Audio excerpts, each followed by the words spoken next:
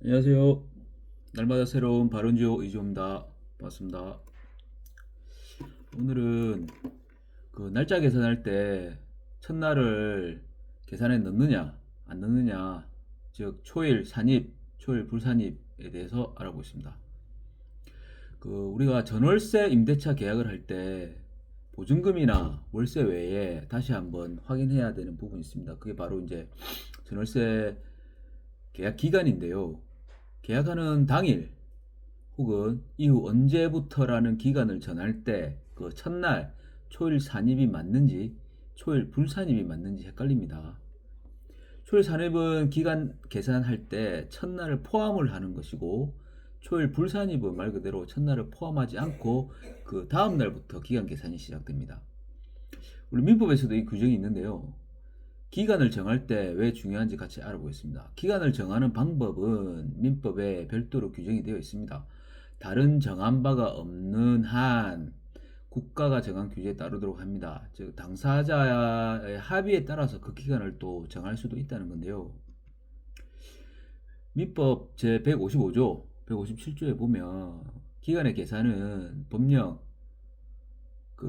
재판상의 처분 또는 법률 행위에 다른 정한 바가 없으면 본장의 규정에 의한다, 이렇게 명시가 되어 있습니다.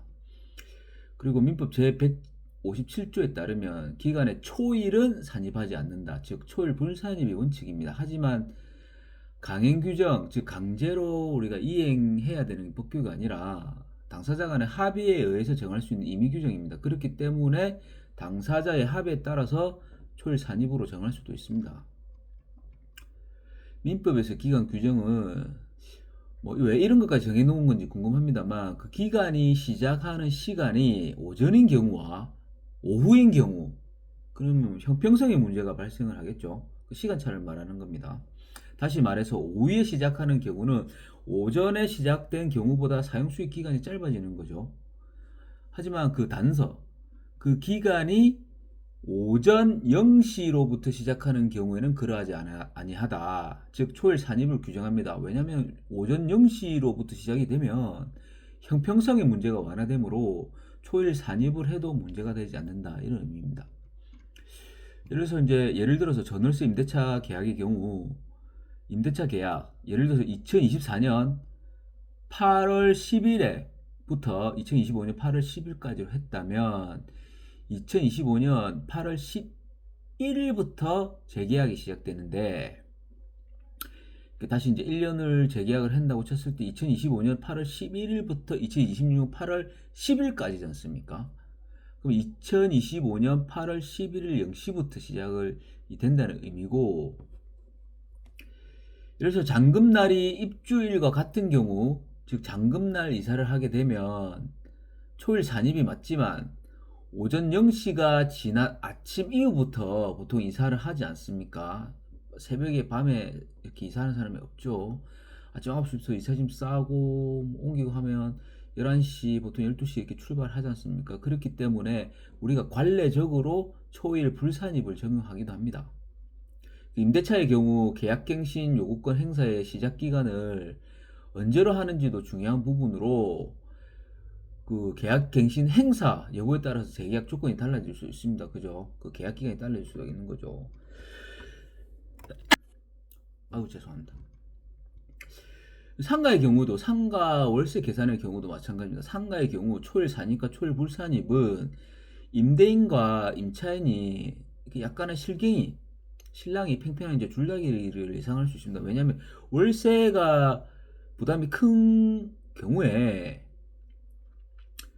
예를 들어서 이제 월세가 크게 부담이 안 가는 경우 있지 않습니까? 그럴 경우에는 뭐 하루 이틀 이 정도는 뭐 양쪽 거래 당사자 중에 한 명의 양보나 큰 게 무리 없는 조정으로 협의가 됩니다만은, A급지, B급지 상권의 경우는 어떨까요? 월세가 높은 경우에는 이렇게 온전한 하루를 사용하지 못하고 하루에 월세를 지급해야 하는 경우가 이제 상당수 발생을 하죠. 거래 당사자 중에서 일방이 이제 쉽게 양보를 하면 언제나 문제는 없습니다. 모든 계약이 마찬가지 아니겠습니까? 하지만 우리가 거래 협상 테이블에서는 뭐 대화가 오가고 감정이 오가기 때문에 이게 변수는 항상 잠재하고 있겠죠. 그리고 이제 세법 관련해서 양도소득세와 장기 보유 특별 공제를 계산할 때는 초일 산입을 적용합니다. 이 경우에는 계약서상 날짜의 초일 산입, 초일 불산입이 매우 중요하겠죠. 1세대 1주택 뭐 비과세 적용에 있어서는 그 하루 차이로 예상치 못하게 이렇게 좀 당할 수 있는 상황이 발생할 수 있는 우리 충분히 예상할 수 있죠. 뭐 그렇기 때문에 물론 협상에 따라서 이런 조건들을 상당수 완화시키고 뭐 조율이 가능한 부분이지만 이러한 개념을 장착하고 협상을 하고 거래 계약을 하느냐 이런 뭐 기본적인 내용을 인지하지 못하고 하느냐에 따라서는 뭐 조금 분쟁의 소지가 있다고 생각이 됩니다. 자, 이상으로 초일 산입과 초일 불산입을 비교해 보았습니다. 자, 다음에는 더 유익한 내용으로 찾아오겠습니다. 날마다 새로운 바른주 이지호였습니다. 감사합니다. 클로징.